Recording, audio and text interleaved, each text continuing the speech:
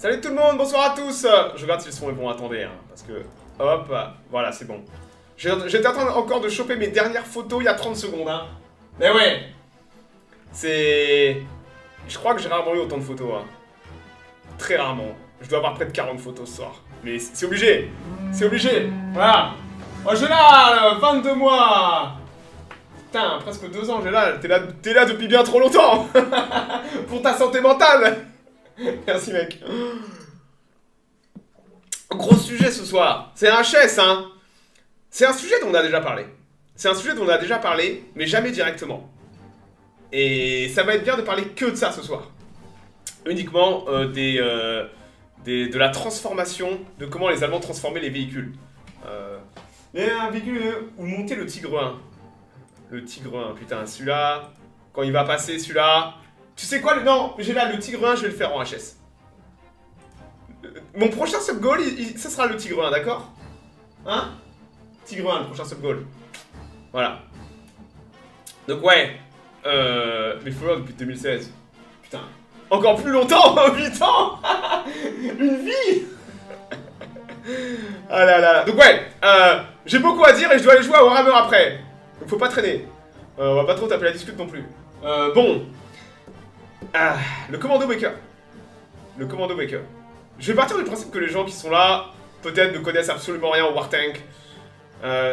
Mais c'est vrai que dès qu'on a des véhicules alliés, des véhicules français, certains véhicules anglais, systématiquement, j'essaie de montrer ce que les Allemands en ont fait. C'est-à-dire que les Allemands, pendant toute la Seconde Guerre mondiale, de 39 jusqu'à 45, ont eu une pénurie de véhicules terrible. L'industrie allemande n'était pas capable d'amener ce que les Allemands avaient besoin en première ligne. Donc, les Allemands ont été forcés, par nécessité, quand vous n'avez pas de matériel, vous avez des idées. Et ils ont tapé dans les milliers de véhicules qu'ils ont capturés. Ils les ont réintégrés dans l'armée allemande. Parfois, ils les ont transformés.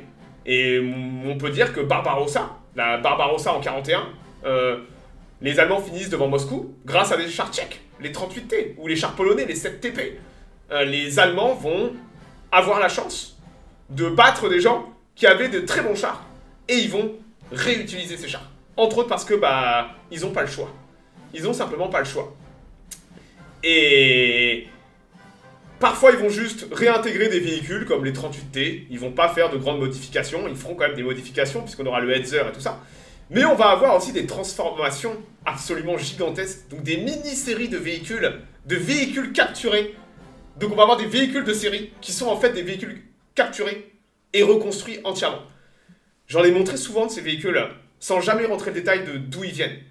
Comprenez que quasiment 95% des véhicules que je vous ai montrés viennent d'une seule unité. Des tarés du nom du Commando Baker.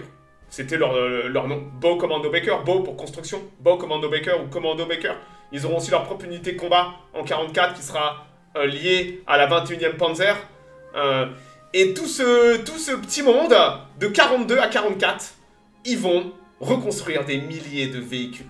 Ils vont faire des absurdités. Certains véhicules sont difficiles à traquer. On estime près de 200 conversions de véhicules. Mais il y en a certaines qui sont des micro-transformations de 1 ou 2 véhicules. Certains véhicules ont été convertis à plusieurs centaines d'exemplaires. Et un enfer pour la logistique, c'est vrai. C'est un des problèmes. Mais les Allemands étaient prêts à sacrifier la logistique pour avoir des véhicules. Il vaut mieux avoir une logistique lourde que rien du tout sur le champ de bataille. Voilà. Tout ça est issu d'un seul homme. On va parler maintenant un petit peu du nom du Commando Baker. Parce que souvent les commandos portaient le nom du bonhomme. Voici Alfred Baker. Vous savez qu'il n'y a pas beaucoup de photos de Baker. Je crois que j'ai trouvé en tout 3-4 photos de Baker. Baker n'est pas quelqu'un de très documenté. Voilà, Baker. Baker, c'est un personnage assez incroyable. Hein. Je connaissais le nom, je connaissais pas le personnage, donc je suis allé creuser. Et on va parler de Baker. Parce que tout ça là, ces milliers de véhicules et tout ça, ça vient de Baker. C'est Baker. Baker, c'est déjà c'est un papy. Hein. En 39, Baker, il est lieutenant de réserve dans l'artillerie à 40 ans. Baker, il s'est engagé à 15 ans dans l'armée du Kaiser en 14. Né en 1899, engagé à 15 ans dans l'armée du Kaiser dans l'artillerie. Il a fait toute la Première Guerre mondiale à l'ouest. Récupéré une croix de fer à Verdun. blessé et encore une croix de fer à Cambrai et gazé au passage. Baker est un vétéran exceptionnellement décoré de la Première Guerre mondiale. Les croix de fer pour la Première Guerre mondiale, il les distribue pas comme ça. Donc c'est... Voilà, ça vous donne le pédigré. Mais Baker est surtout extrêmement intelligent. Mais c'est un garagiste. Baker est un ingénieur. Après la Première Guerre mondiale, Baker va se trouver une passion pour, entre autres, la métallurgie, l'ingénierie, et il va devenir ingénieur ferrailleur. Et il va bosser à Krefeld, il est originaire de la ville, et Baker va devenir, va bosser à Krefeld dans tous ces milieux de la métallurgie, et va même se faire un nom comme quelqu'un de particulièrement doué, avec certains équipements, avec tout, c'est un débrouillard assez génial. Et en 39 éclate la Seconde Guerre mondiale, et bah il est en âge d'aller se battre. Il fait partie de la 4e vague de réservistes qui va arriver en août 39. Et il va retourner dans l'artillerie. Comme la Première Guerre mondiale, il va revenir lieutenant artilleur à 40 ans. Et il va commander une batterie dans la 227e division d'infanterie. Oui, oui, une division que vous ne connaissez pas. Moi non plus. Voilà. Voici le symbole de la 227e division d'infanterie. Et il y a quelqu'un que je connaissais. Bah oui, le problème quand vous connaissez un peu la Seconde Guerre mondiale, c'est que les noms apparaissent très rapidement de gens que vous connaissez forcément. À droite, c'est Edgar Feutinger. Est-ce que quelqu'un dans le chat sait qui est Edgar Feutinger? À l'époque, il est simple colonel, il est Oberst. Il commande un des régiments d'artillerie de la 227e division d'infanterie. Aussi, Basile, tu le connais. Tu connais son unité. Il commande la 21e Panzer Division. En juin 44, Feutinger. C'est le commandant de la 21e Panzer. Voilà, commandant de la 21e Panzer, Mystère 14, absolument. Feutinger. Donc Feutinger, en 39, il est colonel. Donc il commande un des régiments d'artillerie de la 227e division d'infanterie. Et devinez qui il a sous ses ordres. Eh ben, il a Baker. Cette relation sera importante, parce qu'ils vont devenir amis très tôt. Et Feutinger commandera une division blindée en juin 44. Et la relation entre Baker et Feutinger va amener à faire que la 21e Panzer va devenir l'unité la plus hétéroclite de l'histoire du Troisième Reich. Entre autres grâce à cette relation un peu particulière. Mais donc Baker en 39, il est lieutenant. Il commande 6 canons. Il commande une petite batterie. Et il n'y a rien à redire. Baker, voilà, il commande une batterie de 105. Donc voilà, c'est le support d'artillerie de la division. Et il se balade à cheval, hein, n'oubliez pas, à l'époque, toute l'artillerie allemande, sans exception, est hippomobile. L'armée allemande elle-même est hippomobile, à part quelques rares unités. On a surtout que des chevaux. Hein. Les photos que vous avez là, c'est la Seconde Guerre mondiale. Hein. Voilà comment on se balade. C'est beau, hein, l'armée allemande, les gars. Le Reich millénaire. Ah putain. Ça me fait toujours rigoler, hein. En 45, on se balade encore à cheval et en même temps, on tire des fusées dans l'espace, quoi. Mais le paradoxe de l'Allemagne. Hein. Donc en 39, très belle photo de 1916. C'est ça le problème. On se bat, sur beaucoup d'aspects, l'armée allemande se bat. La Seconde Guerre mondiale, les Allemands se battent comme la Première Guerre mondiale. C'est juste plus dynamique avec des tanks. Mais c'est une guerre d'infanterie, c'est une guerre d'artillerie, et l'artillerie, elle se traîne à cheval. Et Baker va faire la campagne de France avec sa batterie et à cheval. Ça va bien le faire chier d'ailleurs, Baker. Rappelez-vous que Baker est pas con. Hein. Baker à l'époque, intellectuellement, déjà vient de la Première Guerre mondiale. Il a vu les tanks. Hein. Baker a fait du tir tendu sur les tanks anglais. Comment vous croyez qu'il a récupéré sa croix de fer à Cambrai? Il bousillait du char anglais en tir tendu avec ses canons. Baker a vu la mécanisation à la fin de la Première Guerre mondiale. Et ça, tous les soldats allemands qui sont passés par là ont goûté au fer. Vous voyez ce que je veux dire? Ont vu de leur propre, certains n'ont rien retenu, et d'autres en ont tiré des leçons. Baker fait partie des gens, même s'il est que lieutenant d'infanterie. JLB 29 mois, putain, JLB qui est là depuis longtemps aussi. Hein. Aïe aïe aïe. Merci JLB, mec. Donc ouais, Baker, donc il fait la guerre. Comme n'importe quel soldat, lieutenant à la con, anonyme. Et quand la guerre va se terminer à l'ouest, l'unité de Baker, donc la 227e division d'infanterie, va rester cantonnée à l'ouest pendant quelques mois, et Baker a du temps à tuer. Bah Baker, il va faire quoi? Il s'avère qu'il est dans le nord de la France, il garde des plages à la con, là, dans le Pas-de-Calais, et il va récupérer pas mal d'épaves de chars anglais qui ont été abandonnés par le BEF, entre autres à Dunkerque et tout, des Mark VI, des chars légers Mark VI. Et il va se dire, qu'est-ce qu'on pourrait faire de ces merdes? Alors à l'époque, certains ne connaissent pas le système de réservistes allemands. Les unités de réservistes allemandes sont levées par Mark VI. Mark VI, Light Tank Mark VI, modèle 6. Enculé, là. Donc ouais, ils sont levés par région, voire même parfois par village. Donc les unités allemandes, de réservistes souvent, même des divisions entières, sont issues du même coin. Vous comprenez que Baker a sous ses ordres des gens qu'il connaît. Ou des gens qu'il a lui-même recrutés, il a le bras long, et il a une sacrée équipe de techniciens, pas juste des artilleurs, mais il a déjà des mécanos, des soudeurs, des gens très compétents. Et dans le dos de tout le monde, ou alors avec la bienveillance de certains de ses supérieurs, il va se mettre au travail il en a marre de ses chevaux, et il se dit ça serait bien qu'on récupère tous ces tanks. Il fait ça tout seul, hein. J'insiste, il fait ça tout seul, sans aucune autorisation administrative, et cela aide à créer une cohésion rapidement, absolument, entre autres. Et aussi des facilités administratives pour lever les gens tous en même temps, ou par district et tout ça. Donc voilà à quoi ressemble un Mark VI, les gars. Voici cette petite merde, 1940, hein, des chars anglais déployés en France. Vous pouvez vous en douter, hein, efficacité plus que moyenne, hein. Mais les Anglais vont en laisser des centaines derrière, et tout ça va pas être perdu par tout le monde. Donc Baker, alors que normalement il a rien à faire avec ça, hein, Baker. Hein, il a une batterie d'artillerie à gérer.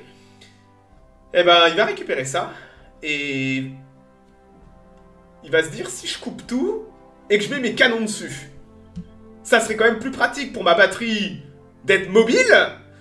J'insiste qu'à l'époque, les Allemands n'ont aucune artillerie automoteur. C'est important parce que pour nous, aujourd'hui, dans notre vision, on s'imagine l'artillerie portée et tout ça.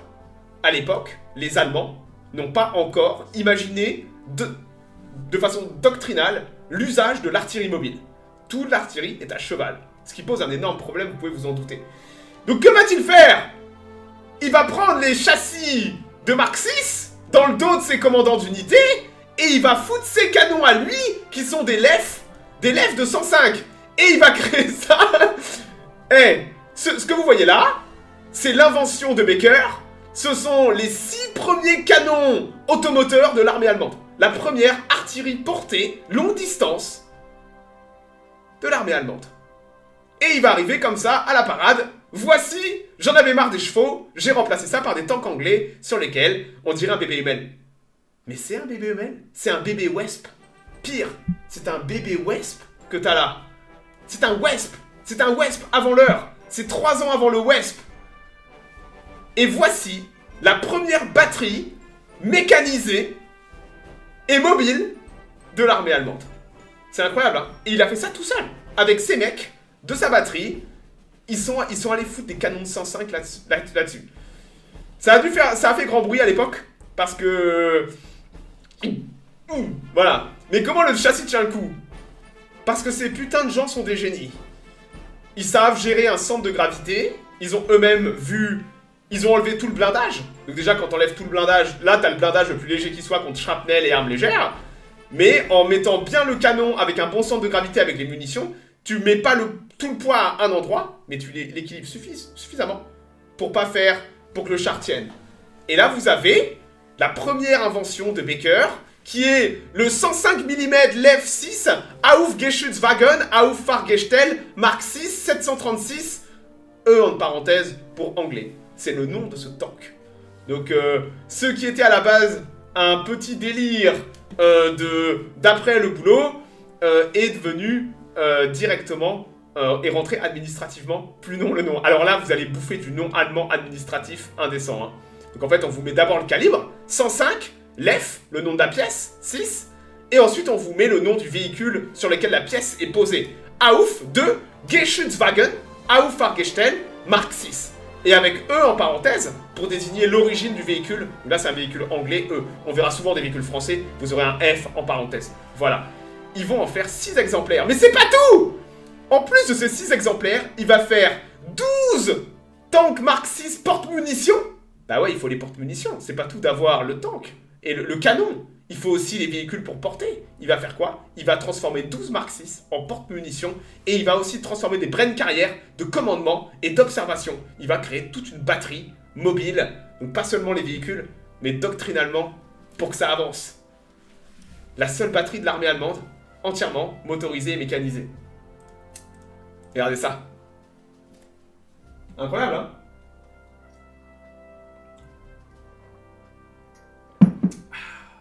Bon, j'ai presque fini mon café. Hein.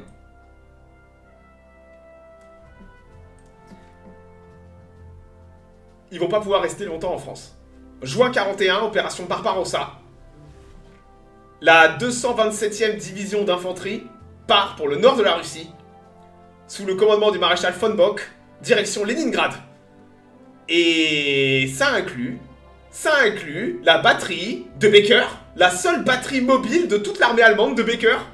Et c'est là où Baker va faire parler de lui, puisque cette batterie va littéralement devenir la batterie mascotte du corps d'armée Nord, puisqu'on va les envoyer partout où il y a besoin, grâce à leur mobilité. Ce sont des pompiers au niveau support contre-attaque, et on les envoie partout où il y a des points chauds. C'est les canons les plus mobiles de tout le corps d'armée Nord. Bah ouais, c'est les seuls canons sur des chars. Vous vous rendez compte? Les Allemands, Baker un peu par accident, je pense pas, parce que Baker est intelligent, mais il vient d'inventer l'artillerie extrêmement mobile. Les Allemands n'avaient pas ça dans leur arsenal. Et ça va avoir un impact. Ça va remonter très très haut au commandement. D'ailleurs, je l'ai pas dit, mais Baker commence lieutenant. Il finira la guerre au grade de Major. Air Major. Major, on va le dire. Major, c'est pas un major français. Hein. C'est le grade de sous-capitaine. Donc c'est le plus haut grade d'officier subalterne. Ce qui est très très drôle avec Baker, c'est que pendant toute sa carrière, vous allez le voir avec des généraux et des maréchaux. Il est simple capitaine, lieutenant, capitaine, puis major. Et vous allez le voir traîner avec Rommel, von Rundstedt. Vous allez le voir avec Keitel. Vous allez le voir avec Speer. Ah, c'est dingue, non? Il y a peut-être des raisons à cela. Il est aussi très décoré. Il fait partie des rares à avoir une croix de chevalier autour du cou. Vous savez combien de croix de chevalier ont été données pendant la Seconde Guerre mondiale? Il survécut à l'après-guerre. Il est mort en 1981. Baker. 80. Il a survécu à la guerre. Il a aussi la croix de chevalier. Donc ça, la croix de chevalier, c'est déjà un pass, un multipass pour beaucoup de choses.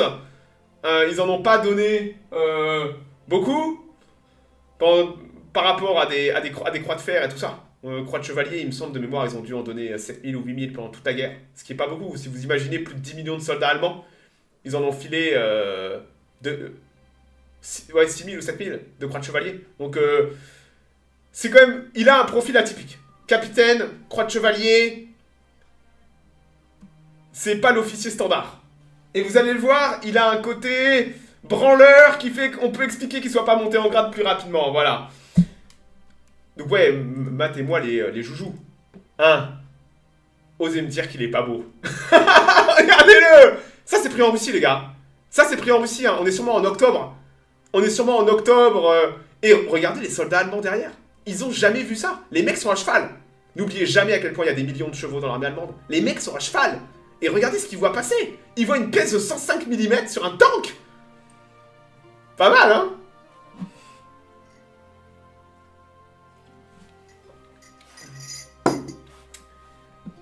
Donc, en tout cas, cette expérience, elle va monter très vite là-haut. Et ça va redescendre. Baker a un peu prouvé que les véhicules capturés... qu'il y a un avenir pour les véhicules capturés. Surtout que, je le répète encore, mais Barbarossa a été une catastrophe pour les Allemands. Barbarossa, les Allemands se sont rendus compte de l'obsolescence de certains de leurs équipements, entre autres au niveau anti-char. Et ça va lancer l'émergence de nouveaux véhicules. Ce qui va déjà amener des nouvelles versions des P4, avec des canons longs, mais aussi des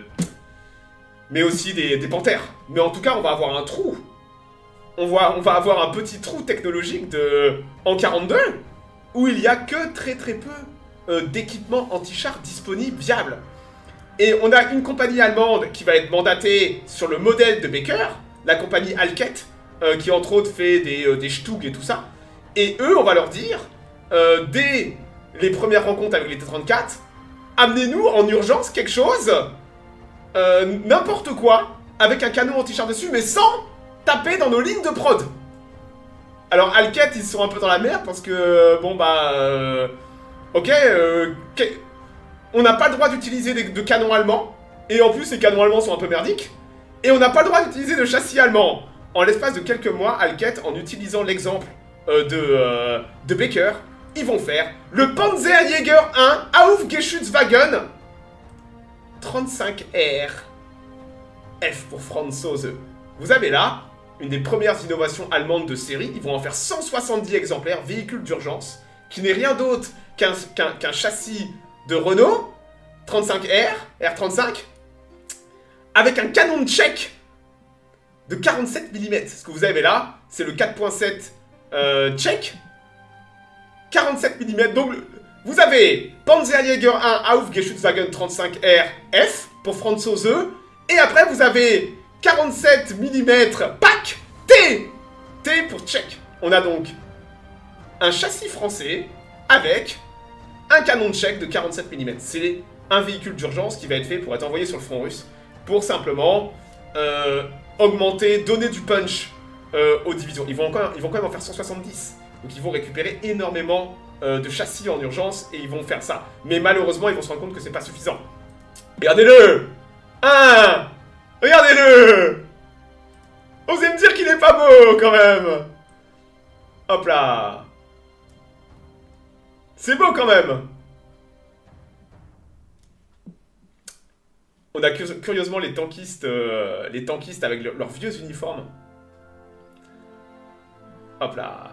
En tout cas, Baker va être relevé de son commandement pour une mission plus importante, puisqu'on va, comme je dis, Baker à l'époque est déjà connu dans certaines sphères pour son ingéniosité, il va sûrement être recommandé par ses supérieurs, et le haut commandement allemand va l'envoyer dans cette usine.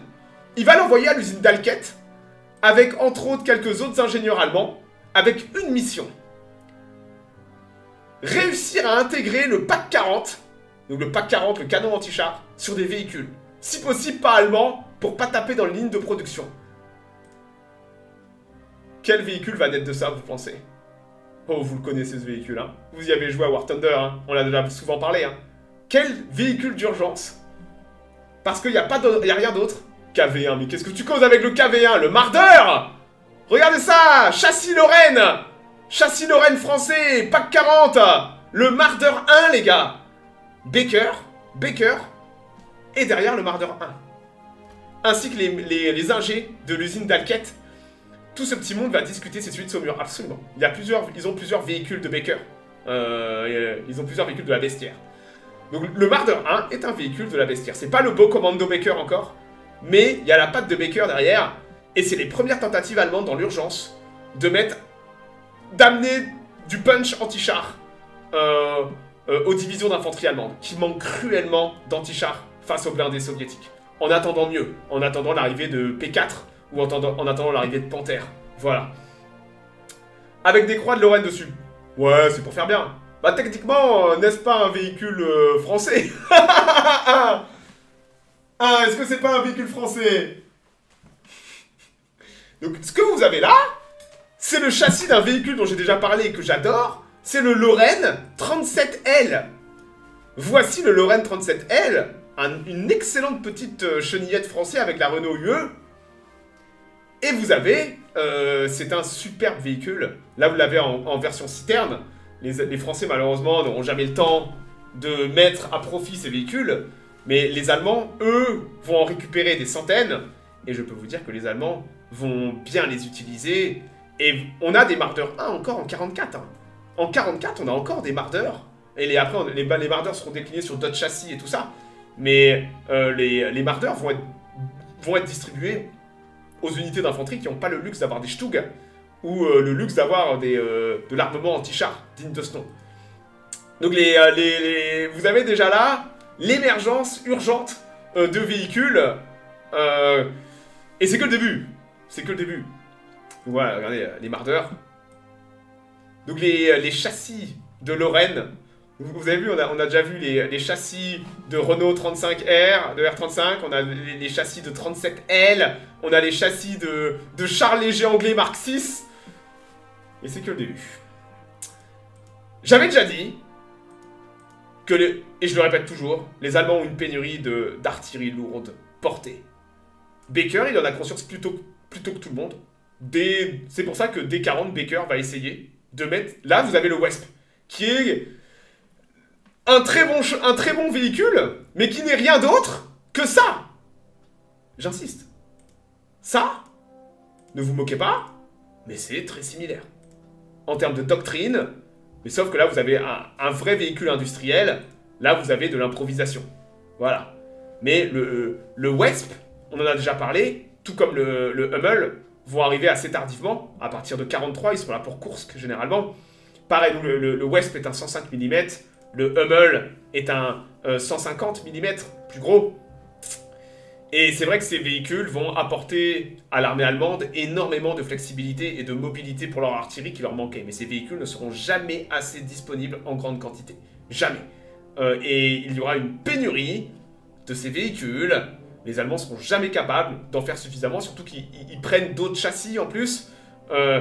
Et c'est un problème. Et rappelez-vous qu'ils vont arriver qu'en 43. Et dès 41, dans le haut commandement allemand, on a conscience de ça, il faut de l'artillerie portée, mobile, et pas avec des chevaux. Vous vous rendez compte qu'on fait la guerre en Afrique en même temps, l'Africa Corps? Comment vous voulez envoyer des 1000 chevaux en Afrique pour tirer les canons? C'est pas possible.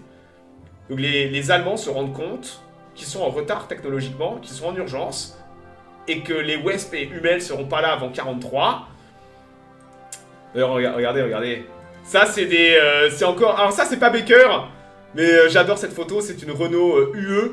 C'est une Renault UE, une autre chenillette française, mais cette fois avec un pack 36 dessus, voilà. Voilà, hein. Vous moquez pas.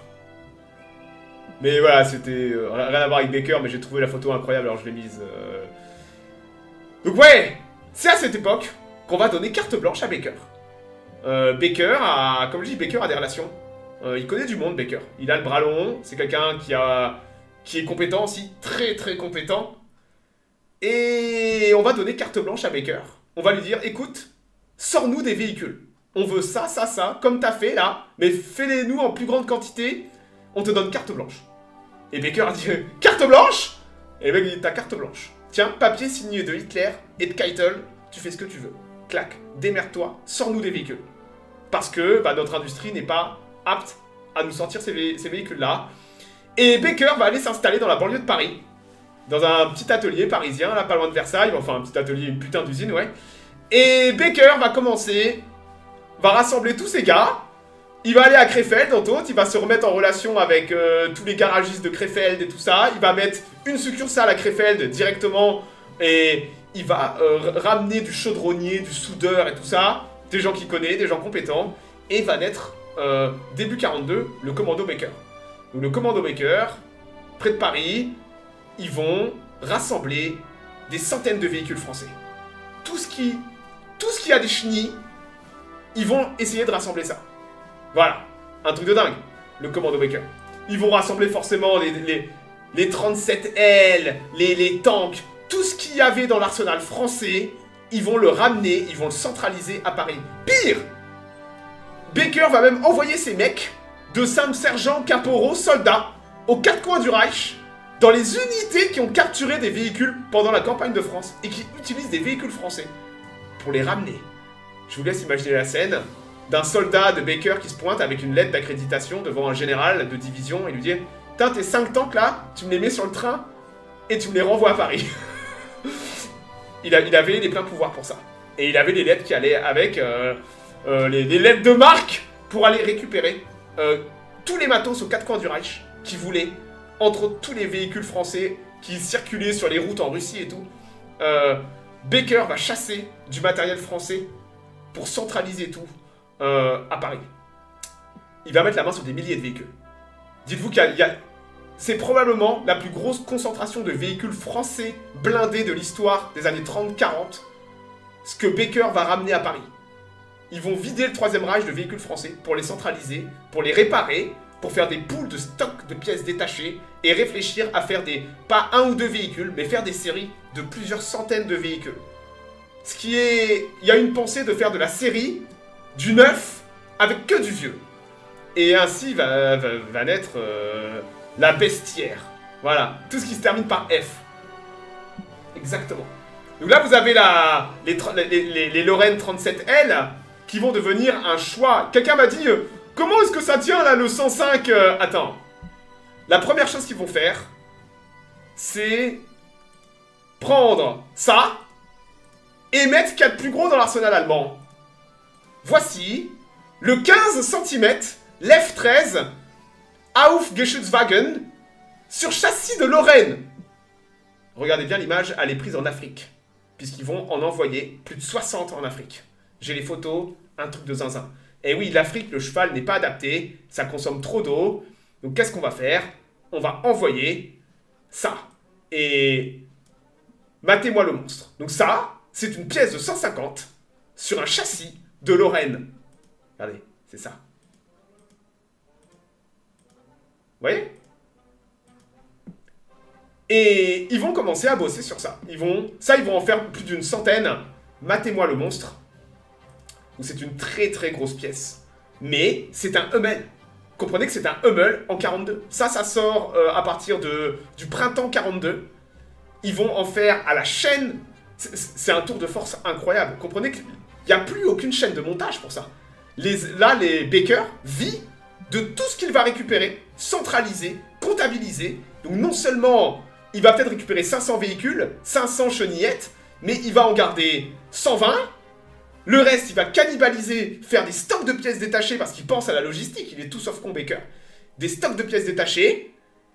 Et après, il va amener directement des unités entières qui vont être équipées de ça. Matez-moi un peu les monstres. Voilà à quoi ça ressemble. C'est des unités entières qui vont être équipées de ça. Regardez ça. Ça, c'est pris fin août 42, avant le déploiement d'unités d'artillerie en Afrique. Matez un peu les monstres. Devinez où on est! Rappelez-vous, le commando Baker est dans la banlieue de Paris. Regardez ce qu'il y a derrière.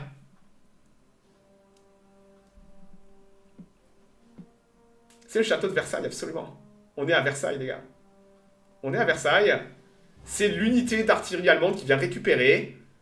C'est 60, 15 cm SFASH 13, AUF GW Lorraine Schlepper F.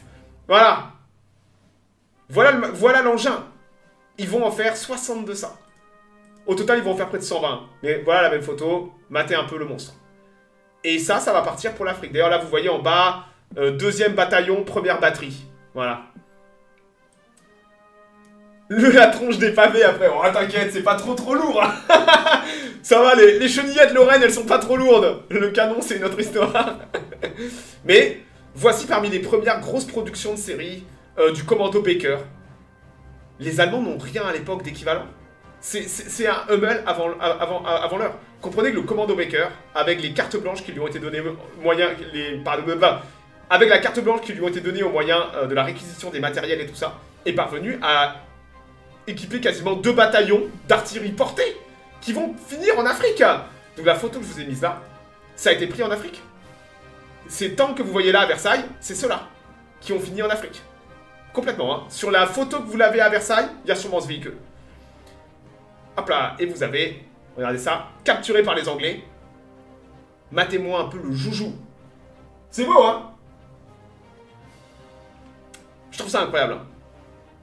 Donc ouais, une chenillette française avec un canon de 150. Ça a été fait en quelques mois. C'est uniquement du matériel de prise. Donc ça coûte pas grand chose en soi. C'est du matériel qui est déjà existant. Ça ne consomme pas des châssis de P3 ou P4. Et vous mettez un canon de 150 par-dessus. Bam! Des canons de 150 qui sont déjà disponibles en grande quantité.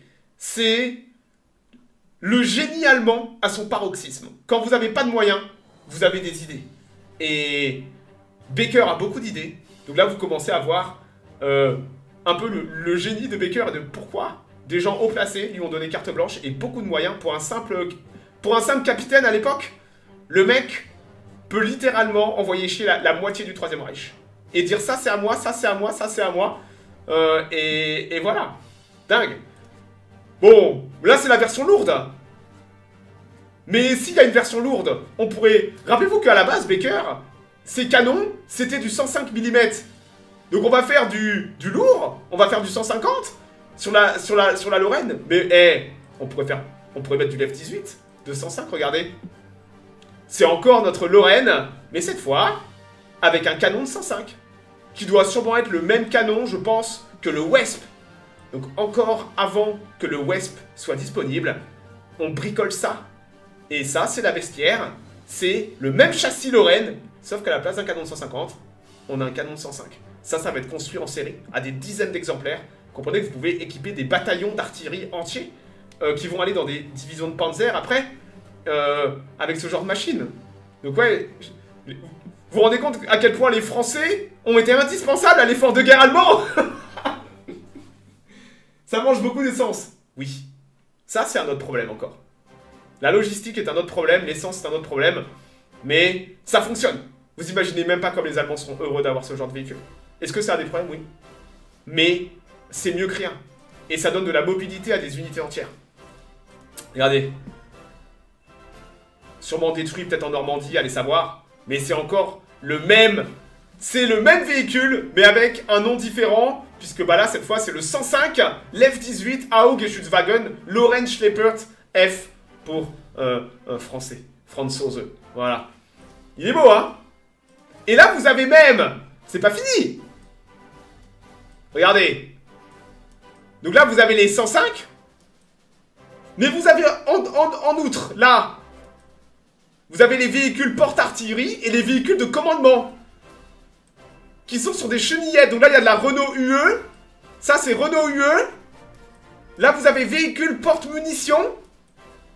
UE de commandement. Porte-munitions. Batterie. Regardez. 1, 2, 3, 4. C'est une batterie. C'est une batterie. 4 canons. 2 porte-munitions. Un commandement. Vous avez une batterie entière. Mobile allemande. Sur matos. Sur châssis français. De chenillettes françaises. Avec du canon allemand. Et derrière, regardez, il y a encore de la Renault UE. Allez savoir, sûrement pour la logistique. C'est beau, hein? Donc là, vous avez uniquement de l'équipement du commando Baker. Ça sort du commando Baker. À 100%. Voilà le genre de bestiole qu'il faisait. Donc il faisait pas que de l'artillerie. Il y avait aussi tous les véhicules de soutien qui étaient sur les mêmes châssis. Comme je vous dis, ils pensaient à la logistique. Plutôt que d'avoir 5 châssis différents, ils essayaient de faire plein de véhicules sur les mêmes châssis pour pouvoir faire de la cannibalisation, faciliter la logistique et tout ça. Truc de dingue. Un de mes préférés. Le B1. B1 bis, capturé par les Allemands. Le B1 bis va aussi tomber entre les mains du commando Baker. Et j'avais déjà parlé de ces véhicules quand... j'avais traité du B1. Est-ce que vous vous rappelez? Ça fait longtemps quand même maintenant. Hein. On vieillit, hein, la mémoire et tout. Mais ouais, Baker, il va vouloir qu'on lui envoie tous les B1 opérationnels. Ce qui va être fait, entrer dans la patte. Et on va avoir le FH-18 B2. Mais oui, voici le 105 mm Lev-18 Auf GW B2 F à 19 exemplaires. Avec un canon de 105. Regardez, c'est le même canon que le Wesp. C'est toujours le même canon. Les Allemands sont affamés d'artillerie portée. Ils n'en ont pas. Et ils n'en ont pas assez malgré les chaînes de montage de Wesp et de Hummel. Ça va faire le coup de feu jusqu'en avril 45 en Italie. Les 19 exemplaires vont être intégrés à des Panzergrenadiers en Italie. Et voici le B2.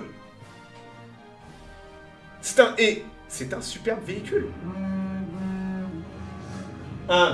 Elias, merci pour les 18 mois, mec. Merci beaucoup. Donc comprenez, les Français en 40, si vous aviez laissé un peu de temps aux Français, peut-être 1 an ou 2 ans de guerre en plus, il serait pas improbable que certains véhicules qu'on voit là, ce que les Allemands font, peut-être que les Français auraient fait la même chose. Mettre des canons anti-chars, peut-être mettre des pièces d'artillerie sur des B1 bis. Peut-être que les Français seraient aussi partis sur cette voie technologique parce que c'était la doctrine. Ça, ce que vous voyez, c'est l'évolution logique de la guerre moderne de mouvement. Et c'est Baker qui a introduit cette idée, et ça a fait bouger l'industrie allemande et la doctrine allemande, avec sa petite batterie de canons sur châssis anglais. Le B1 paraît moins gros, c'est pourtant un gros véhicule le B1, regarde. Beau bébé, hein.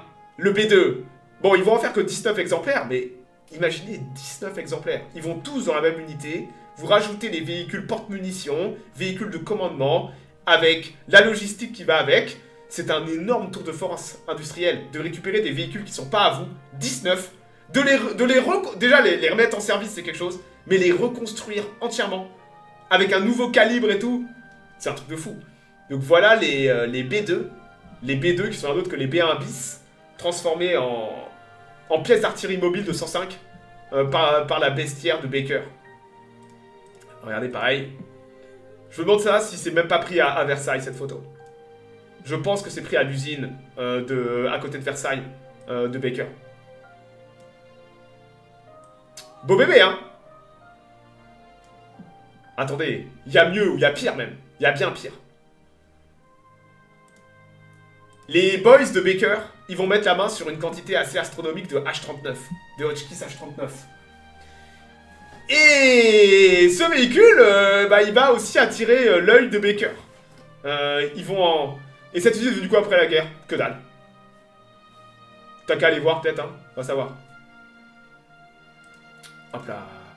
Donc là c'est D'Artagnan, hein. Je crois que celui-là était au musée de Saumur. Hop là.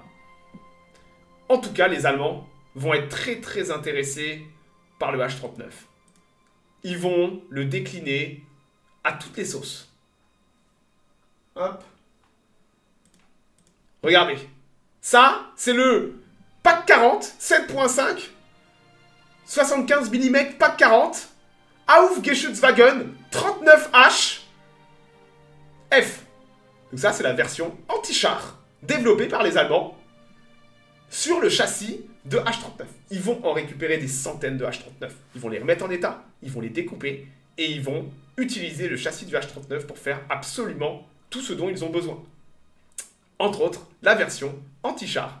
Ça va se battre en 44 en Normandie. Hein. C'est pas juste des protos que vous voyez là. Ce sont des mini-séries qui vont être distribuées à des unités d'infanterie, à des unités de panzer, en tant qu'unité feu. C'est des véhicules de combat. C'est pas juste des licornes à un exemplaire. Matez ça. Regardez. Il est beau, hein? Donc ça, c'est un pack 40 39H. Donc sur châssis, c'est... Regardez. Et ça, regardez qui est à gauche, là. Ça, je suis sûr que c'est un des 39H de la 21e Panzer en mai 44. Parce que ça, c'est Rommel. Ça, c'est la vue... Ouais, moi, je reconnais la vue de Rommel de partout, là. Vous le voyez pas, mais je l'ai en papier glacé, là. Sur le mur. Donc ouais, la vue de profil de Rommel, voilà. Vous la reconnaissez de loin. Ça, c'est Rommel qui passe en vue, la 21e Panzer. Et vous avez... Ils font passer devant lui des PAC 40 à Aufgeschützwagen 39H. Puisque ce véhicule était en dotation dans la 21e Panzer. Hop là, pareil, regardez ça. Il doit se demander c'est quoi ce bordel. Figure-toi qu'il était très très bien renseigné puisqu'il connaissait très bien Baker.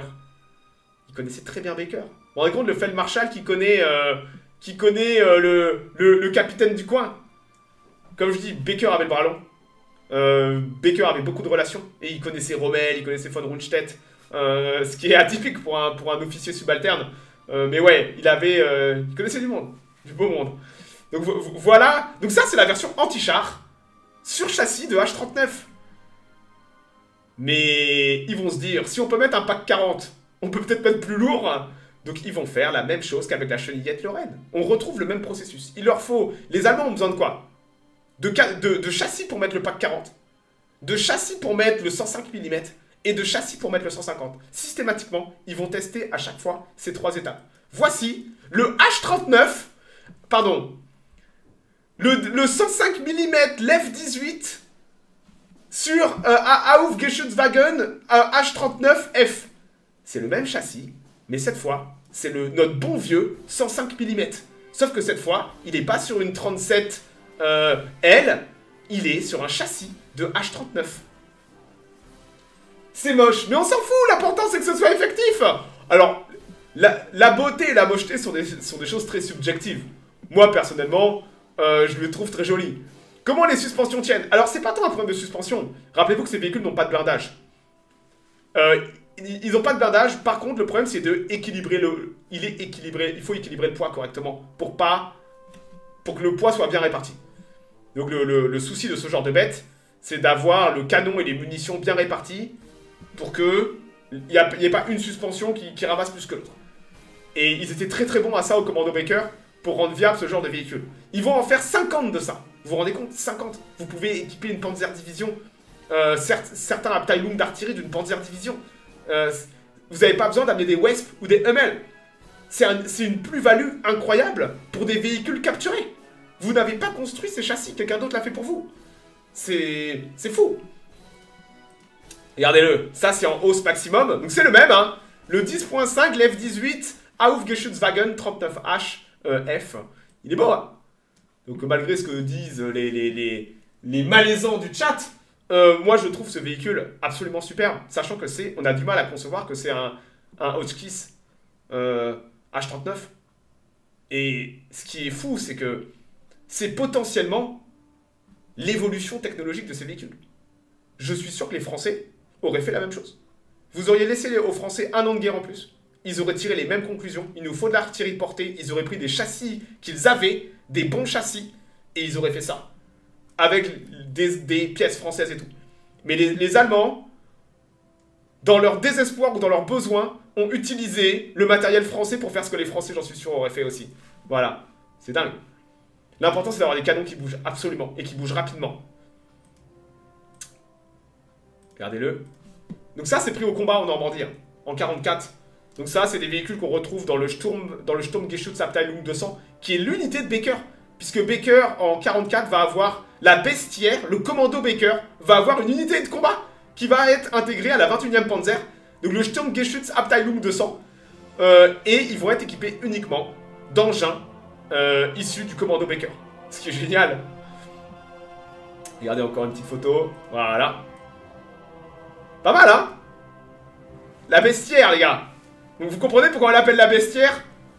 La quantité de véhicules déments qui sont sortis de cette usine en série, hein. On parle quand même de séries importantes de véhicules. Sur les blindés de Baker, on a quelques témoignages, entre autres, de Von Lutz. Je vais en parler plus tard. On va aller voir l'ODB de la 21e Panzer en juin 44. Vous allez voir le nombre de véhicules issus de la bestiaire. Allez, un petit dernier. Donc ça, c'est encore Rommel qui passe en revue la 21e Panzer en mai 44. Juste avant le débarquement, Rommel est allé sur les unités, a fait des revues sur les plages. Et il est entre autres passé en revue la 21e Panzer. Donc là, regardez, vous avez Rommel qui passe devant notre petite pièce d'artillerie. Notre 39H. Il est beau, hein? Le grillet, ouais, aussi le grillet. Hop. Et celui-là, c'est à Saumur. Ils en ont un exemplaire à Saumur. Donc ouais, très très beau joujou, hein. Ils en ont fait que 48, c'est chouette qu'il y en ait un qui ait survécu, hein. Donc ouais, voilà un petit peu le monstre. C'est un très beau véhicule. Comprenez que c'est une adaptation technologique et doctrinale. Tout simplement. C'est un meilleur véhicule que le 39H. Ça, c'est super efficace en 44 et en 45 pour faire de l'appui longue distance. Là où le 39H, le Hotchkiss, est totalement obsolète en 44-45, ça c'est le futur. Ce que vous avez là. Les Allemands ont pris du vieux et en ont fait du neuf, technologiquement et doctrinalement. Je parle pas des problèmes logistiques qu'il y a derrière les pièces détachées et l'essence, bien sûr. Mais c'est assez incroyable. Et c'est fonctionnel. C'est fonctionnel, c'est ça le truc. Un autre véhicule que vous connaissez peut-être pas, que j'ai pas traité dans War Tank, c'est le FCM 36. Regardez. Ça, c'est encore un autre char français. Je sais pas combien ils en ont fait de FCM 36, c'est un véhicule que je connais pas bien. Mais en tout cas, le commando Baker va jeter son dévolu dessus puisqu'ils vont en choper un sacré paquet. Quelqu'un peut aller voir combien ils en ont fait, le FCM36? C'est un véhicule assez commun en 40. Parce que je sais pas... 100 exemplaires. C'est tout. Char de réserve sur War Thunder, ok. Donc en tout cas, le commando Baker va en récupérer un sacré paquet de parmi ces 100 exemplaires. Et ils vont faire comme d'habitude. Hein, vous savez exactement ce qu'ils vont faire. Ils vont prendre leur châssis de FCM et ils vont mettre un pack 40 dessus.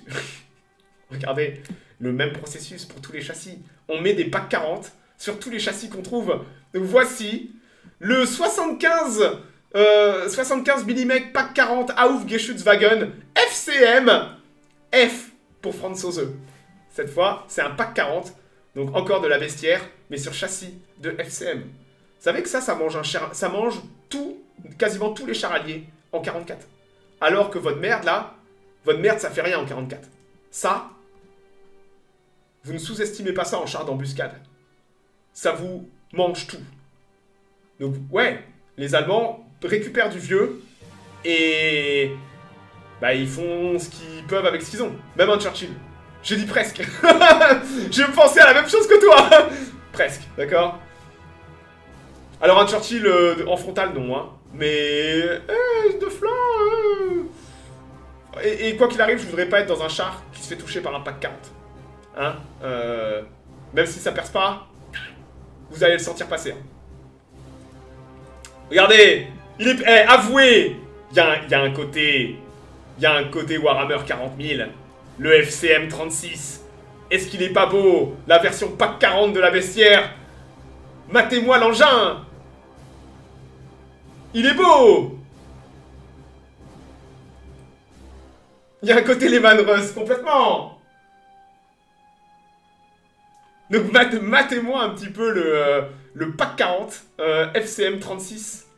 C'est magnifique. Encore un autre. Celui-là a eu un petit problème. Donc ça a été pris en août 44. C'est un des véhicules qui est sorti de la poche d'Avranches. Et bah visiblement il a eu un petit souci technique. Donc là il y a le canon qui doit être dans la boutique. Vous imaginez Madame Michou. Vous avez du halaï. Madame Michou qui voit passer un pack 40. Pardon madame. Entschuldigen Sie mir. Madame Michou. La mère Crouzy. La mère Crouzy qui voit passer le pack 40 dans son salon. Jean a de longues moustaches. Nous allons manœuvrer. Donc ouais, mais la photo est prise en août 44 dans la banlieue de Paris. Donc il y a des véhicules de la bestiaire. Quelques rares véhicules qui ont survécu à la bataille de Normandie. Et vous pouvez vous en douter. S'il y a eu la version pack, bah il y a eu la version un peu plus lourde. Voici la version 105. Bah oui, du FCM. La pièce d'artillerie en arty, mais bien sûr, on retrouve les mêmes. Ils l'ont pas fait en 150, mais ils l'ont fait en arty. Donc là, vous avez, elle aussi fait à pas mal d'exemplaires, vous avez la version du FCM en pièce de 105. Toujours la même chose. Matez le monstre. Déter, hein. Et dites-vous que il a le bras long, Baker. Tous ces véhicules sont équipés des meilleurs modèles de radio et tout ça. Baker, il va faire des pieds et des mains pour que tous ces équipements d'artillerie et aussi soient servis par des bons artilleurs et disposent de tout l'équipement radio et l'entraînement qui va avec. C'est pour ça que ces véhicules vont être bien utilisés pendant la bataille de Normandie. C'est que un véhicule, c'est qu'un véhicule. C'est les personnels qu'il y a dedans qui sont importants. Et la communication interarmes et tout ça. Ouais, tous ces véhicules avaient des DMG hein, en caisse, en tourelle. La gueule de la tourelle, vous me direz. Regardez l'appareil. Eh! Regardez la photo. Ça, c'est encore Rommel en inspection. Donc vous avez vu la 21e Panzer? On a déjà vu une petite odeur de merde hein, dans la 21e Panzer. Hein. Ils sont pas en panthère ni rien. Ils sont pas en panthère. Alors, ils ont des panthères. Hein. Mais là, c'est Rommel qui visite sûrement l'artillerie portée. Vous avez Rommel. Je suppute que le grand, là, au milieu, c'est Feuchtiger. Donc le commandant de la 21e Panzer. Et à droite, dans l'ombre, regardez qui c'est. avec la casquette en guingois. Je vous dis, c'est pas forcément un militaire, hein. C'est pas un militaire, Baker. La casquette en guingois, c'est Baker. À droite, là, dans l'ombre, c'est Baker. Casquette en guingois, rien à péter. Lui peut se permettre. Rappelez-vous, si vous vous pointez devant Rommel en casquette de guingois, c'est que vous pouvez vous le permettre. Rommel ne vous dira rien. Donc soit vous avez Priller qui a abattu sans Spitfire, ou alors vous avez Baker, le garagiste, qui lui, littéralement, a équipé toute la 21e Panzer en artillerie faite maison. Voilà. Donc, vous avez Baker là en mode YOLO, qui est... Et rappelez-vous, il est que Hauptmann. Il a rien à foutre là. Là, vous avez que des généraux. Vous avez que des généraux et des commandants d'unité. Au mieux, derrière le mec casqué, ça serait le Hauptmann qui commande la batterie. Mais il a rien à foutre là, Baker. Mais ce sont ses véhicules. Et Baker est là simplement pour apporter l'expertise des véhicules. Il est là pour dire ça, c'est un châssis français et tout. Parce que c'est entre lui et ses équipes qui ont fait ça. Vous voyez? Donc ouais, là vous voyez que Baker est un énorme branleur. Totalement. Il y a la touche à la Priller. Vous comprenez que le mec a fait 2 guerres mondiales. Vous vous rendez compte à quel point ils doivent être fatigués, ces gens? Baker, il a fait toute la première guerre mondiale de 15 à 18. Gazé, Verdun, Cambrai. Il a fait tout 41 sur le front russe. Il a fait tout Barbarossa jusqu'à Leningrad. Et là, le mec, maintenant, il doit en avoir... Le mec, il a 43 ans. Il doit en avoir plein le cul, ces mecs-là. Genre, ils en ont plus rien à foutre, ces mecs-là, à ce niveau-là.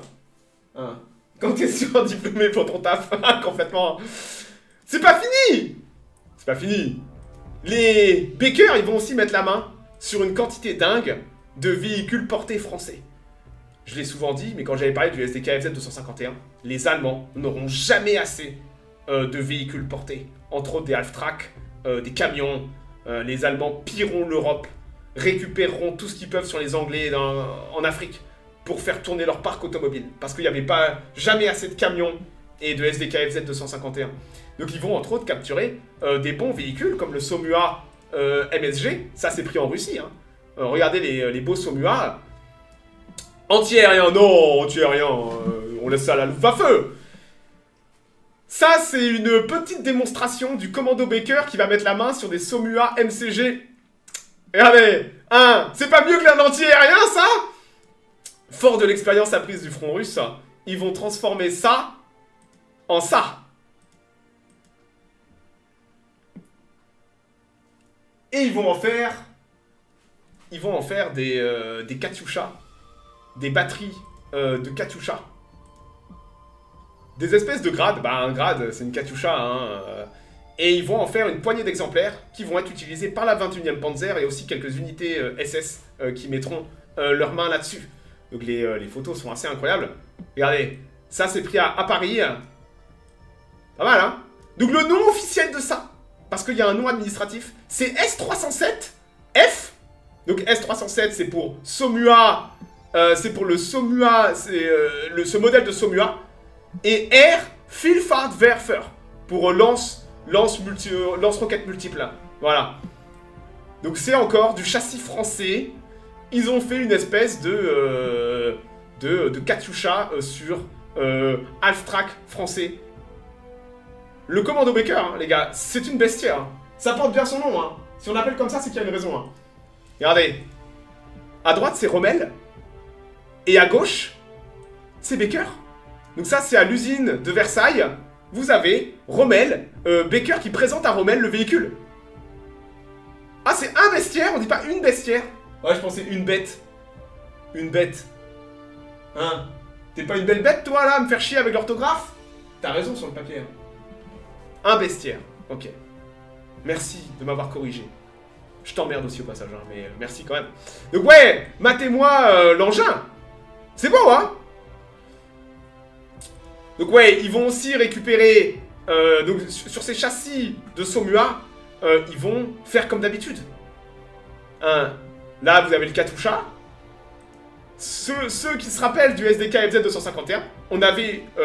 les Allemands avaient mis un pack 40 sur le 251. C'était le rhinocéros, je crois que ça s'appelait. Bah regardez ce qu'ils vont faire là. Ils vont prendre le Somua et ils vont mettre un pack 40. C'est toujours la même chose. Sur tous les châssis qu'ils trouvent, ils mettent un pack 40. Parce que bah, ils manqueront toujours. Eh, il y a mon émote Ciotti qui est là. Elle a été validée cet après-midi. J'ai même pas vu. Mais il y a mon émote Eric Ciotti qui est arrivé. J'en suis extrêmement fier. Hein. J'ai les meilleurs emotes du streaming français. Hein. On peut dire ce qu'on veut, mais voilà. Ah, regardez Eric Ciotti. Hein. Regardez. Donc ouais, ils vont prendre les Somua et ils vont mettre un pack 40 dessus. Et ça va faire le coup de feu. Comme toujours. Matez les engins. Donc c'est pas des SDK LZ251, c'est du bon vieux Somua français qu'ils ont transformé en espèce de SDK LZ251 avec la version avec le pack 40. Comme je vous dis, ça en embuscade, ça fait parfaitement le boulot. Bon joujou, hein. Celui-là, couille de jour meilleur. Mais tu sais que ça, c'est comme je dis, ce que vous voyez, c'est pas des prototypes, c'est des véhicules de série. C'est ça le truc qui est fou. C'est que la pestière, c'est pas juste des trucs qu'on fait à 1 ou 2 exemplaires. C'est fait entre 50 et 100 exemplaires en général. Et ça va dans des unités combat. Ça va aller faire la guerre en Normandie pendant Overlord. Ça va affronter les Anglais pendant Goodwood et tout ça. Regardez, encore un autre. Lui aussi a connu des jours meilleurs. Mais preuve que ça a fait la guerre. Ils se sont battus avec ça. Et on est en 44. On se bat avec des véhicules français et des improvisations faites dans une usine de garagistes. Voici l'armée allemande. Et l'armée allemande fait ça pendant toute la Seconde Guerre mondiale.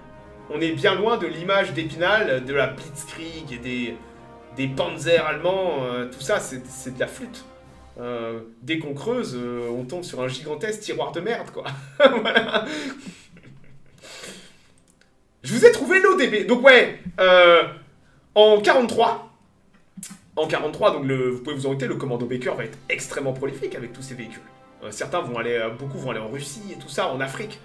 Et en 43, c'est une année difficile pour les Allemands. 43, vous avez Stalingrad au début de l'année, vous avez Kursk. En 43, le front russe va manger une quantité dingue de moyens industriels allemands. Donc on ne peut pas se permettre d'envoyer des matériels neufs ailleurs. Et pourtant, on crée des nouvelles unités. Entre autres, la 21e Panzer, une division blindée allemande qui va être nouvellement créée en 43 en France, bah, ne va pas avoir d'équipement. Donc on a une division blindée avec juste des soldats, et il n'y a rien d'autre, il n'y a pas de tank, rien. Pour la simple et bonne raison que bah, il n'y a pas d'équipement disponible.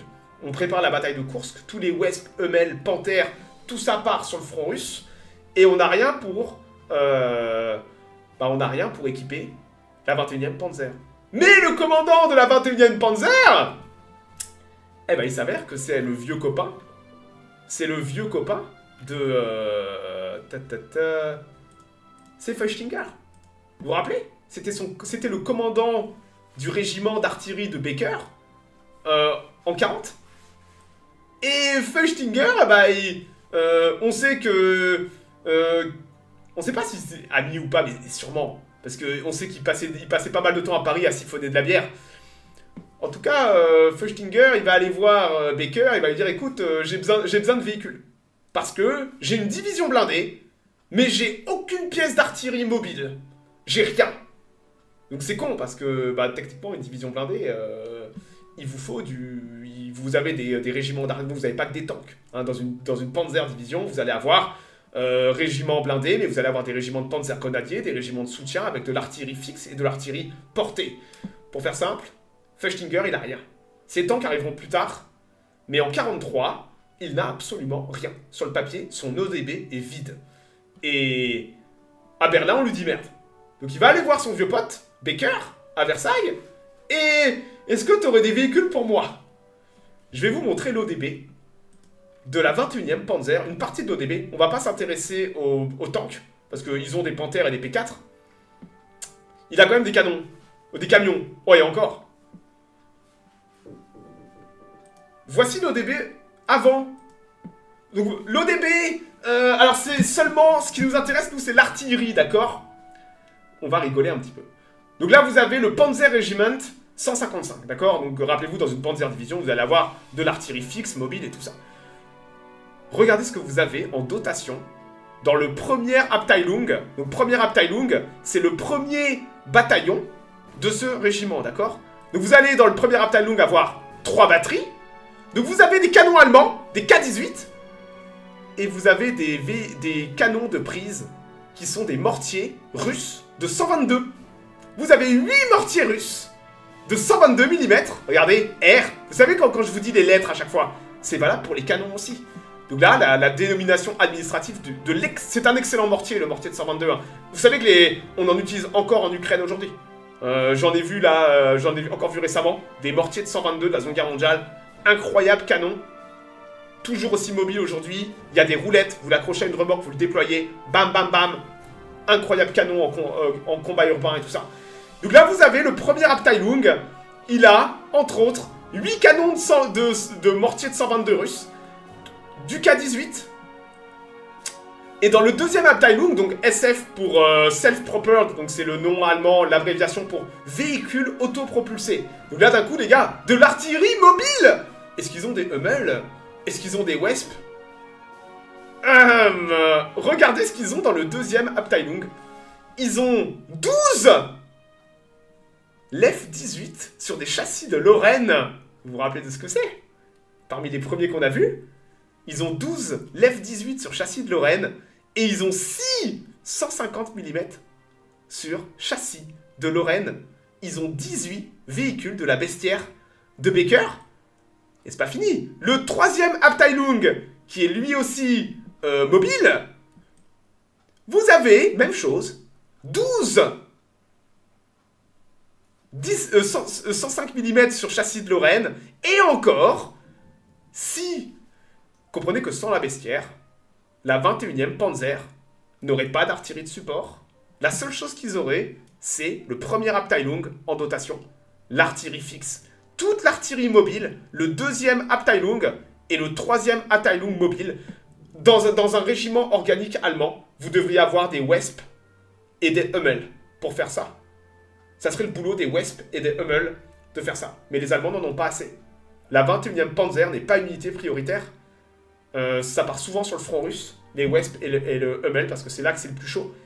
Et comprenez que Feuchtinger, le commandant de la 21e Panzer, a fait jouer ses relations avec Baker pour récupérer de l'artillerie de la bestiaire.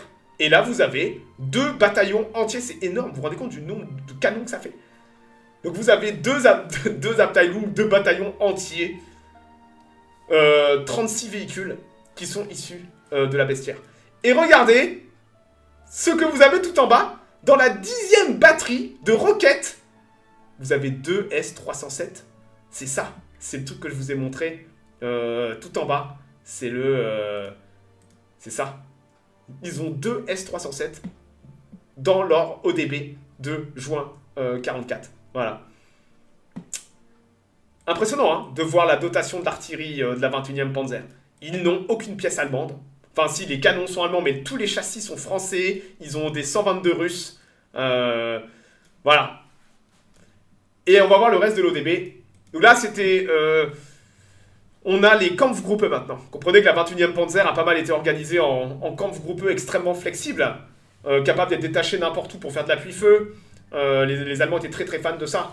Donc vous avez le Kampfgruppe Rohr, donc c'est sûrement le Hauptmann Rohr, qui est lié au Panzer Grenadier Regiment 192.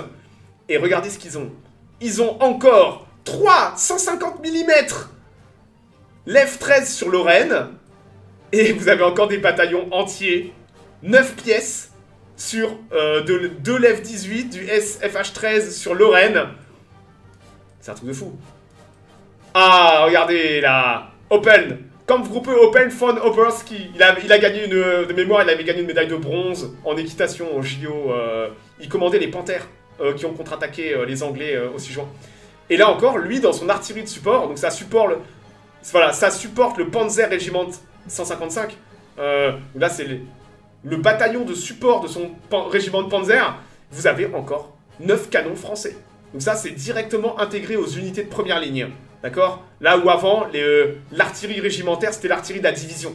Là, c'est l'artillerie régimentaire des groupes de panzer. Et ce qui est incroyable, c'est que sans la bestiaire, ces régiments de panzer n'auraient pas d'artillerie. Ce que vous voyez là, c'est que des unités mobiles sur châssis français. L'entièreté de l'appui-feu de la 21e Panzer, de l'appui-feu mobile, est sur châssis français. Que ce soit l'artillerie divisionnaire, ou que ce soit l'artillerie à l'échelon en dessous, au niveau du support des régiments de tanks, c'est du français. Et vous avez Luck, donc von Luck, qui a écrit un bouquin, d'ailleurs, et où il parle de la bestiaire, où il dit qu'au début, il rigolait. Quand von Luck est arrivé assez tardivement dans la 21e Panzer, au début, von Luck, il rigolait un petit peu de ces véhicules un peu pâteaux, et il a vite appris à les respecter. Quand ils ont commencé à taper de l'anglais pendant Opération Goodwood et tout ça, il s'est rendu compte à quel point ces véhicules étaient excellents. Et oui, ces véhicules ont rendu beaucoup de services, et ces véhicules étaient très bien designés et conçus malgré leurs problèmes logistiques qu'on pourrait imaginer au niveau de l'approvisionnement en la fameuse coopération. Écoutez, c'est de la collaboration, ça, c'est châssis collaborateurs, là. Et c'est pas fini. Donc même Luck, même von Luck, il a encore du Lorraine.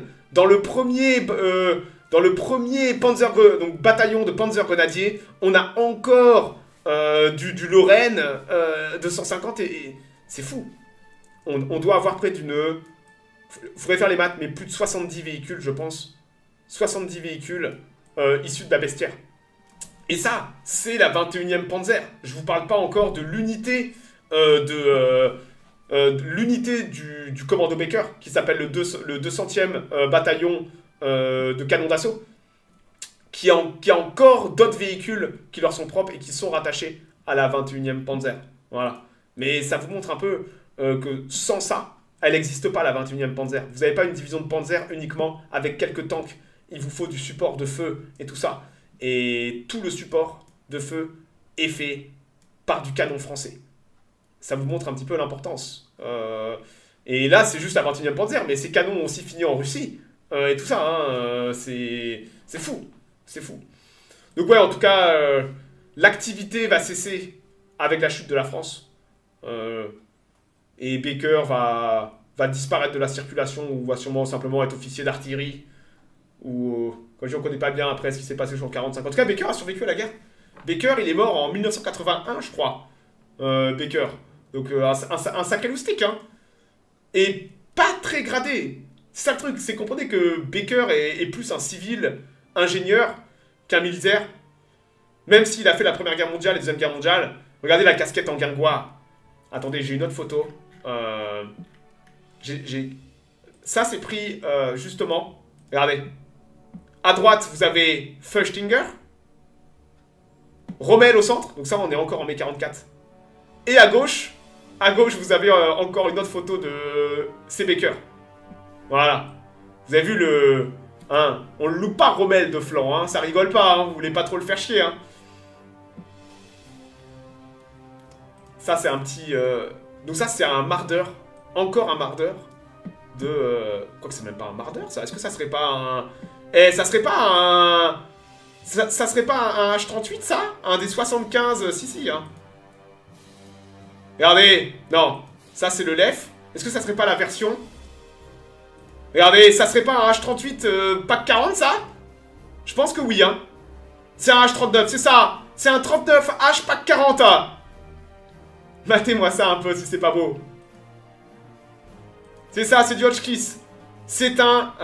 Donc la légende de cette photo est fausse, puisque cette légende dit que c'est un mardeur. Mais là, quand on inspecte de plus près, on se rend compte que c'est un véhicule de la bestiaire. Vous vous rendez compte pourquoi les gens souvent se trompent sur c'est que ces véhicules sont rares et on a du mal à les reconnaître. Après, quand vous commencez à connaître les châssis et les canons, comme là j'ai fait un peu la bible de tous les véhicules, vous arrivez rapidement à trouver de quel véhicule il s'agit. D'ailleurs, regardez, petite imagerie russe. Hein, vous avez là du 105 mm sur 38H. Là, vous avez du 105 mm sur FCM. Tout ça, c'est des véhicules qu'on a vus ce soir. Et là, vous avez un véhicule c'est quoi ça? Ça serait du Lorraine? C'est ça, c'est du Lorraine, ça, hein? C'est du Lorraine. Donc là, c'est le 105 mm sur châssis de Lorraine. C'est fou, hein. Là, vous avez le 105 mm sur... Donc ça, c'est le premier véhicule... le premier véhicule de Baker. C'est le 105 mm sur Light Tank Mark 6. Donc ce qu'il a fait en 40. Et là, vous avez le monstre. Vous avez les B2, donc les 105 mm sur châssis de B1 bis. On a quasiment traité tous ces véhicules ce soir. Génial. Alors moi j'adore les boulons, forcément. Je trouve ça fantastique. Voilà. J'avais entendu dire que Feuchtinger... Ouais. Alors c'est pas son incompétence. C'est que c'est quelqu'un d'intelligent. Faut comprendre qu'il n'y a pas de... C'est un artilleur à la base. C'est un artilleur à la base... Feuchtinger. Et Feuchtinger n'était pas compétent dans le maniement de l'arme blindée. Donc vous n'allez pas apprendre d'un claquement de doigts à manœuvrer. Donc il s'est entouré de colonels issus de l'arme blindée comme von Opel Brodowski. Il s'est entouré de gens compétents et vous laissez faire les gens compétents. Quelqu'un d'intelligent, il connaît ses faiblesses et il s'entoure de gens compétents pour compenser ses faiblesses. C'est une preuve d'intelligence. C'est ce que font les gens intelligents aujourd'hui. Dans n'importe quel business. C'est que vous connaissez vos lacunes, vous les acceptez et vous allez repérer des gens qui vont être bons à compenser vos lacunes. Et vous allez les diriger. Et éventuellement, vous allez même apprendre. Voilà. Voilà comment fonctionne... Voilà. Donc c'est une... Feuchtinger était un bon commandant. Un très très bon commandant. Hop. Et quelques chiffres, regardez. C'est parmi certains joujoux qu'on a vus. Les chiffres de production. Il y a de quoi équiper... Vous savez que là, il y a de quoi équiper quasiment 3 divisions blindées. Hein. C'est énorme. Regardez Macron qui s'entoure d'incompétents. Oui. Mais ça veut dire beaucoup sur Macron, qui s'entoure de gens aussi incompétents. Ça veut dire qu'il est extrêmement con. Tout simplement. Quelqu'un d'intelligent ne s'entoure pas d'abrutis pareil. À moins que vous soyez abruti vous-même. Et dans ce cas-là, bah, c'est la preuve que Macron est un ahurax de première. Bon, après, j'ai jamais voté pour lui, donc c'est pas mon problème. Voilà. Donc ouais, on voit que c'est un produit pas mal, hein. Donc dites-vous que tout ça, c'est du bricolage. C'est des garagistes, c'est pas des véhicules de série. Les chaînes de montage de ces véhicules ont été éteintes il y a longtemps. Donc c'est de la récup. C'est des ferrailleurs qui ont été capables de produire, vous vous rendez compte, 94 véhicules. Il a fallu récupérer des centaines de chenillettes Lorraine, les remettre en état, les découper, faire des stocks de pièces détachées, et ça fonctionne encore parfaitement en 44. C'est un tour de force logistique et industriel assez incroyable, qui demande beaucoup d'organisation, mais qui pénalise pas l'industrie allemande et qui occupe pas des chaînes de production allemande. C'est littéralement, je pense, le savoir-faire allemand. Le système D allemand à son paroxysme, le commando Baker. Et... Ah, ils avaient ce genre de loustic. Hein. Mais quand vous n'avez pas de... Bah, quand vous n'avez pas de moyens, vous avez des idées. Voilà, tout simplement. Bon, je crois que j'ai fait le tour. Je crois que j'ai fait le tour. Ah, ça a duré longtemps, forcément. Hein. Bon, je vais m'arrêter là. D'ici 30 minutes, j'irai faire un peu de Warhammer.